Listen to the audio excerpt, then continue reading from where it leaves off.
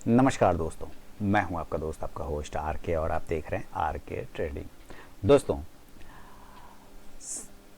पिछले वीडियो में साफ साफ कहा गया था कि इन्फ्लेशन जो है 14 पॉइंट के आसपास में है नवंबर 2021 के आसपास में, और ये 16 सालों में सबसे ज़्यादा इन्फ्लेशन का डेटा था, लेवल था। और टीवी पर और अलग अलग मार्केट के एक्सपर्ट्स ये सब कह रहे थे कि इंडियन इकोनॉमी में डीप रूटेड इश्यूज हो सकते हैं, माने कुछ बेसिक जो नीचे के लेवल के कुछ इशू हो सकते हैं इन्फ्लेशन के वजह से, वो हो सकते हैं। ग्रोथ डबल डिजिट होगा, ज़रूर होगा, लेकिन इन्फ्लेशन जनवरी से लेकर मार्च क्वार्टर में और बढ़ने के चांस बनेंगे। ये सारे टीवी चैनल और बड़े बड़े एनालिस्ट लोग बोल रहे थे इसके बाद जब इन्फ्लेशन का डेटा आया था। लेकिन जनवरी और मार्च क्वार्टर जो है उसमें क्या होगा, इन्फ्लेशन का पीक होगा।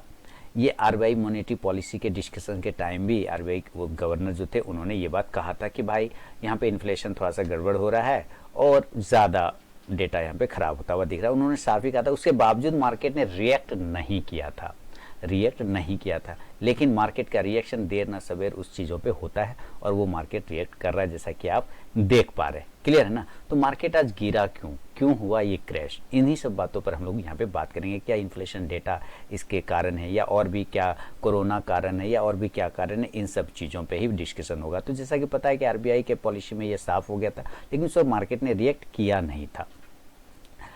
आरबीआई मॉनेटरी पॉलिसी डिस्कशन के टाइम पे कहा गया था, एक बात साफ था यहाँ पर कि कहीं ना कहीं मार्केट के ऊपर इसका इफेक्ट आता है, देर या सवेर ये जरूर होता है। जैसे कि आज आप देख रहे हैं 20 दिसंबर को इफेक्ट आया, ज़्यादा इफेक्ट तो आ रहा है, परसों भी आया था, फ्राइडे को भी आया था, वेडनेसडे को भी आया था, 7 दिन आया, लेकिन आज का जो इफेक्ट है वो अपने इंपॉर्टेंट लेवल के नीचे चूंकि आ चुका है मार्केट। तो इस पर बात करना ज़रूरी है कि क्यों हुआ मार्केट ये क्रैश। वीडियो पूरा ज़रूर देखिएगा।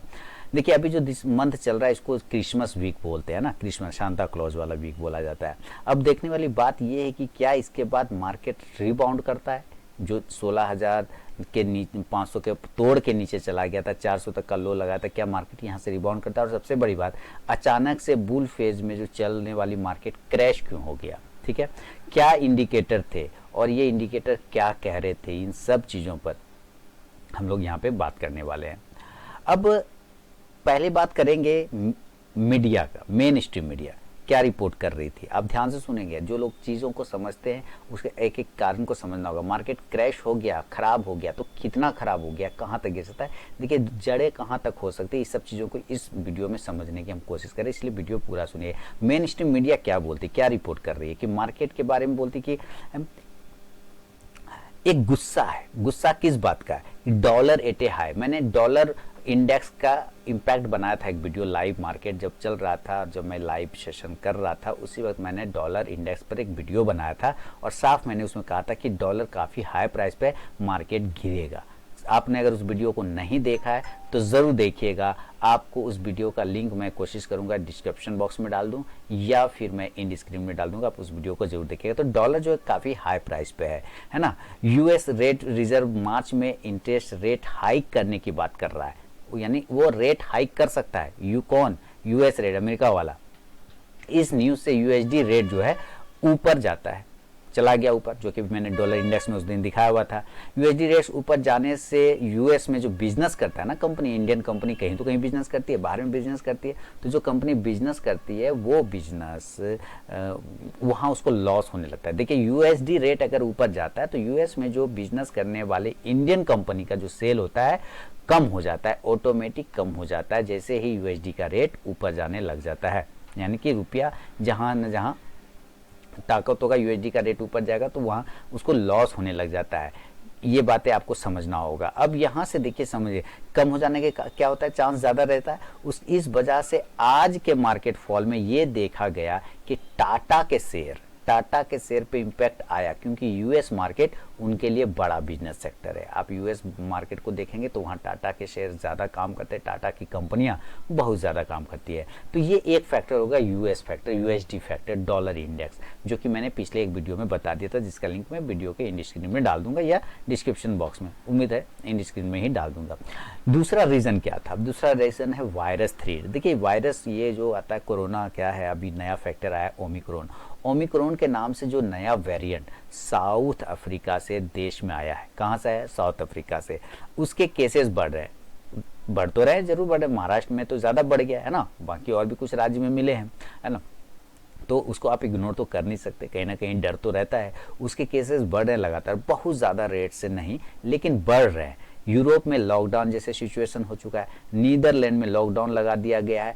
मार्केट में शायद ये डर प्रोजेक्ट किया जा रहा है कि अगर एक और फाइनेंशियल लॉकडाउन आया तो सर्वाइवल कैसे होगा, क्योंकि पिछले बार से जो लोग अभी तक उभरे नहीं हैं, पिछली बार की मार से लोग जो उभरे नहीं है, जो लॉकडाउन के परेशानी से उभरे नहीं, अगर फिर से लग जाएगा तो क्या स्थिति होगी, लोगों का मन में ये भी डर आया हुआ है। और सही बात है, कहीं ना कहीं वो डर तो अभी भी लोगों के पास बना है। तीसरा क्या है? Broader market. पहला था यूएसडी डॉलर इंडेक्स, दूसरा आपका वायरस 3, तीसरा है ब्रॉडर मार्केट। ब्रॉडर मार्केट क्या है? ब्रॉडर मार्केट भी रेड में ही था, चाहे आप नैस्डैक देख लीजिए, चाहे डॉ जोन देख लीजिए, कोई भी देख लीजिए। Nifty small cap was down 3.25%, यानी कि निफ्टी का जो स्मॉल कैप था, पहले एफआई क्या कर रहे थे, स्मॉल कैप को बेच नहीं रहे थे, लेकिन उन्होंने बेचा। स्मॉल कैप वाज डाउन 3.25%, यानी 3.25%, while Nifty mid cap fell 3.09%।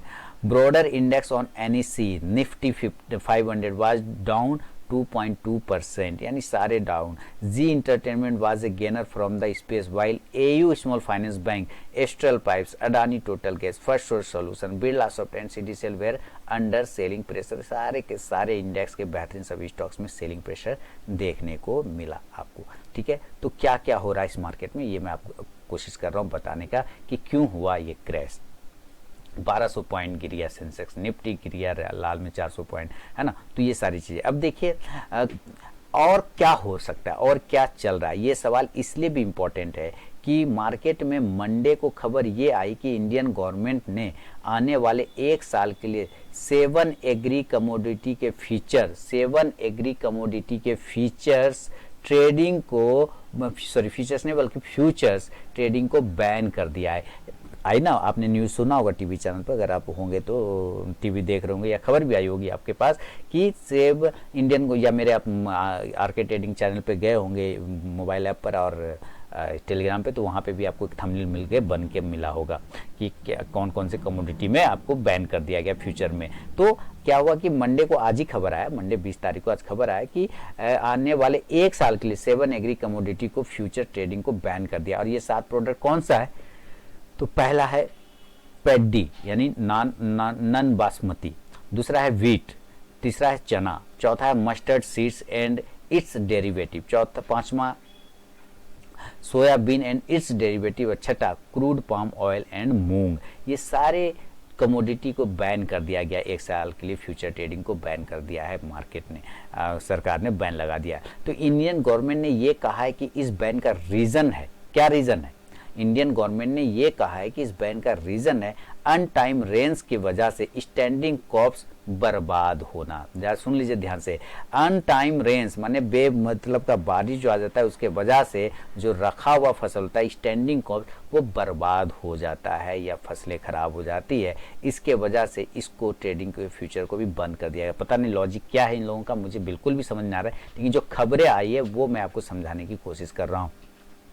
इसके वजह से और ग्लोबल प्रेशर के वजह से भी इन्फ्लेशन बढ़ रहा है, बिल्कुल सही। और गवर्नमेंट ने बढ़ते फूड आइटम्स के कॉस्ट पर स्टेप्स लेने के लिए, क्या लेने के लिए, कदम बढ़ाने के लिए स्टेप्स लेने के लिए डिसीजन लिया, ऐसा कहा जा रहा है कि ये जो बैन किया गया है वो बढ़ते जो रेट है किसका, फूड आइटम को, उस पर कंट्रोल लगाने के लिए। एग्जिस्टिंग कॉन्ट्रैक्ट को सिर्फ स्क्वायर ऑफ किया जा सकेगा। देखिए जो भी आपने कॉन्ट्रैक्ट बना रखा होगा फ्यूचर कमोडिटी के फ्यूचर्स में, इन सातों एग्री में कमोडिटी में, उसके सिर्फ स्क्वायर जो करेंट एग्जिस्टिंग कॉन्ट्रैक्ट है उसको स्क्वायर ऑफ किया जा सकता है। कोई भी नया कॉन्ट्रैक्ट आप नहीं बना पाएंगे, नहीं ले पाएंगे 1 साल के लिए, पूरा 1 साल के लिए। ये एक बड़ा डिसीजन है जिससे कुछ ऐसे इम्पैक्ट आ सकते हैं मार्केट में। पहला कैसा इम्पैक्ट आ सकता है, क्या है, direct selling in the commodity market will increase, direct sale होने लगेगा क्योंकि आप नया कंटेंट नहीं, आप रोल ओवर नहीं कर पाएंगे 1 साल के लिए, नया बना नहीं पाएंगे, सिर्फ स्क्वायर ऑफ करेंगे तो सेलिंग आएगी ना, स्क्वायर ऑफ होने से तो बेचा जाएगा, माल काटा जाएगा। Overall market sentiment will suffer and there will be concern. आने वाले 1 साल के लिए मेजर कमोडिटी पे बैन लगना क्या ये इंडिकेट नहीं करता है कि अगर इन्फ्लेशन कंट्रोल में नहीं आया तो क्या जनवरी मार्च क्वार्टर में और भी किसी कमोडिटी के फ्यूचर ट्रेडिंग पर बैन लग जाएगा या नहीं लग जाएगा? क्या ये सवाल आपके दिमाग में आ रहा है कि नहीं आ रहा है कि जनवरी मार्च तक में अगर ये सही नहीं हुआ, कंट्रोल नहीं हुआ, तो क्या और भी लग सकता है या नहीं? क्या इंडिया में फूड शॉर्टेज होने वाले हैं इसलिए गवर्नमेंट ने ये डिसीजन लिया? दिमाग में तो सवाल ज़रूर आ रहा होगा। कुछ और ट्रेडिंग पे बैन हो सकता है या नहीं लग सकता है, ये भी आपके दिमाग में ज़रूर आ रहा होगा। ये सब तो कारण हुए। तो मार्केट में कहीं ना कहीं एक पैनिक सिचुएशन, एक माहौल, एक कन्फ्यूज़न आपको मार्केट में देखने को मिला आज के सेलिंग में। इस वजह से ये बड़ी गिरावट है। इसके बाहर भी बहुत सारे हैं, इसके बाहर भी बहुत सारे कारण हैं। अब इसके बाहर के कारण देखिए क्या है कि मैं अगर जहाँ तक मैं बता सकूं, यूएस फेड रिजर्व तभी रेट हाइक करती है। ध्यान से रखिए, यूएस यानी अमेरिका वाला जब उंगली कब करता है, फेड रिजर्व तभी रेट हाइक करता है जब उसको लगता है कि इकोनॉमी राइजिंग ट्रेंड पे है, यानी हमारा इकोनॉमी ठीक हो रहा है, हमारा मतलब अमेरिका का इकोनॉमी ठीक हो रहा है, तभी यूएस फेड रिजर्व क्या करती है, रेट हाइक करती है। उसको लगता है कि इकोनॉमी राइजिंग ट्रेंड पे है, तब इन्फ्लेशन कम करने के लिए हमेशा ऐसा किया जाता है। इससे मार्केट में जो करेक्शन होगा ना, वो नेक्स्ट जंप के लिए ज़रूरी होता है। इसका ये भी मतलब है कि यूएस रिजर्व के हिसाब से इकोनॉमीज बेटर होने वाली है, ग्रोथ होगा, डिमांड इतना ज़्यादा होगा कि रेट हाई करने से भी इशू नहीं होगा, लेंडिंग कंटिन्यू रहेगा। ये एक अच्छा इंडिकेटर है। इसलिए कुछ एक्सपर्ट्स इन्वेस्टर को ये भी सलाह देते हैं मार्केट में आजकल कि अभी ब्लू चिप है जिनका वैल्यूएशन सही है, जैसा कि कल भी मैंने संडे लाइव सेशन किया था रात में 9 बजे, उस पर भी हम लोगों ने ब्लू चिप के बारे में ही बात किया था। कहीं ना कहीं मैंने इंडिकेशन देने का कोशिश किया था कल रात में ही आप लोगों को कि आपको किस तरह के स्टॉक्स पे नज़र रखना चाहिए। तो यहाँ पे कुछ सलाह भी दे रहे हैं कि ब्लू चिप पे जिनका वैल्यूएशन सही जगह पे, मैंने कहा था ओवर वैल्यूड ब्लू चिप वाले नहीं, अच्छे वैल्यूएशन वाले, उन पे रिड्यूस रेट पे इन्वेस्ट करना सही डिसीजन होगा। यानी कि मार्केट की गिरावट में आप यहाँ पे पैसा लगा सकते हैं, अभी बेच के ना चलें। अगर पैसा है तो ब्लू चिप वाले स्टॉक्स पे ज़रूर फोकस बनाएं, और जिसका रेट कम हो चुका है, जिसका वैल्यूएशन सही है, आप उस स्टॉक्स पे नज़र बना के पोजिशन बना के चल सकते हैं। तो ये बहुत सारे रीज़न रहेंगे मार्केट के गिरने में। यूएस का फेड रिजर्व रहा, इंडिया का आपका आरबीआई का पॉलिसी रहा, मॉनेटरी पॉलिसी रहा, 7 कमोडिटी को बैन जो कर दिया 1 साल के लिए, उसका सेलिंग रहा, ये सारे बहुत सारे कारण बने गिरने में। तो अब आप क्या कहेंगे मुझे बताइए ज़रा कमेंट सेक्शन में कि ये चीज़ें जो मैंने आपके सामने क्लियर किया, ये डेटा जो मैंने आपके सामने प्रेजेंट किया, तो इसके बारे में आप क्या कहना चाहेंगे। तो मिलूंगा दोस्तों नेक्स्ट वीडियो में, आपके कमेंट का इंतजार रहेगा। तब तक के लिए बहुत बहुत धन्यवाद।